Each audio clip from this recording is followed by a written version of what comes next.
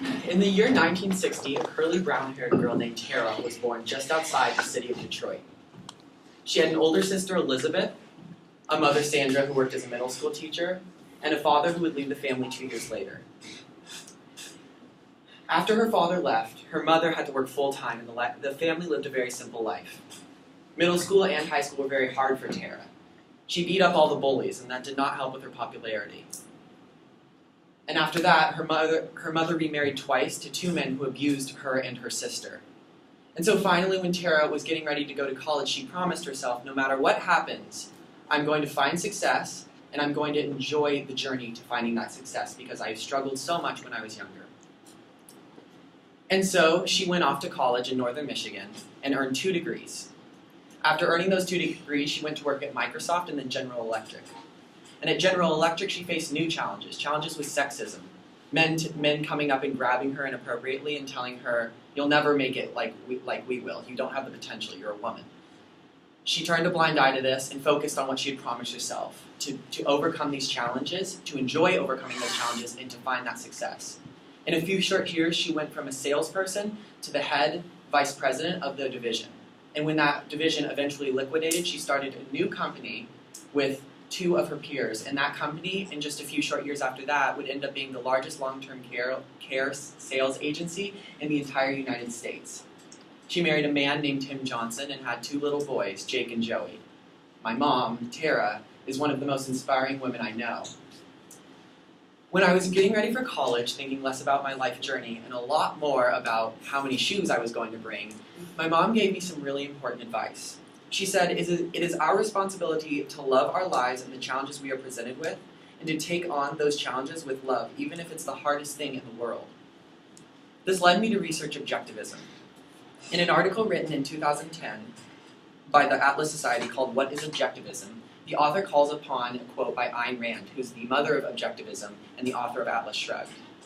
She says, my philosophy in essence is the concept of a man as a heroic being, with his own happiness as the moral purpose of his life, with productive achievement as his noblest activity, and reason as his only absolute.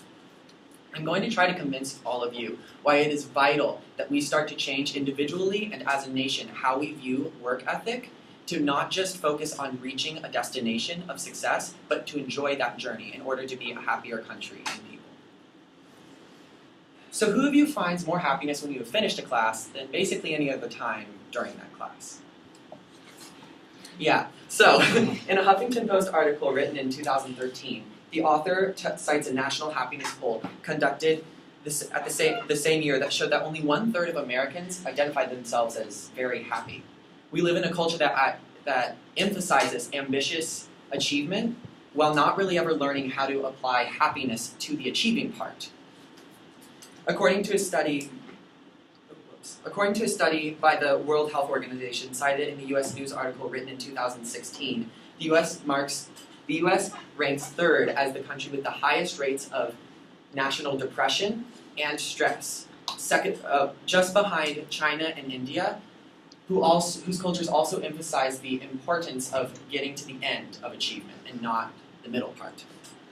On the other hand, Bhutan, the country of Bhutan focuses less on GDP or reaching the finish line and a lot more on gross national happiness. They care more that their citizens are happy and enjoying themselves, enjoying their work lives, enjoying their family lives, than actually being productive in the work environment. And yet they believe that if they are enjoying their lives and they are happy on the journey to success, that they will reach success more efficiently. And an article in 2010 written from One World Education shows us that, in fact, Bhutan has one of the fastest growing GDPs in the entire world. So what should we do? We have to find a way to change the way we're functioning, and one of the things we have to focus on the most is how we view ambition. An article written by famed life coach Andy McGee, which says that ambition basically is our leading cause for plagued happiness, and it's the leading happiness trap in our country. And I'm going to talk a little bit about what that is and how we can avoid it. Neil Burton, an MD and professor at Oxford, wrote in an article in Psychology Today that said, ambition is really powerful, and it gets us to get results, But it comes at a cost, and it comes at the cost of happiness. We start comparing ourselves to others and focusing on just getting to the finish line, getting to that final step. But that comes at a huge cost of our own happiness, because basically we're powerless to change our journey to that success to be effective. So in other words, the ambition in itself is powerful, but dangerous. And not just in the way dangerous that supervillains are always seen as overly ambitious, but dangerous that we are losing the reason why we are getting to success. If we as a society don't emphasize obtaining happiness as much as we emphasize ambition, our levels of depression and anxiety will continue to grow.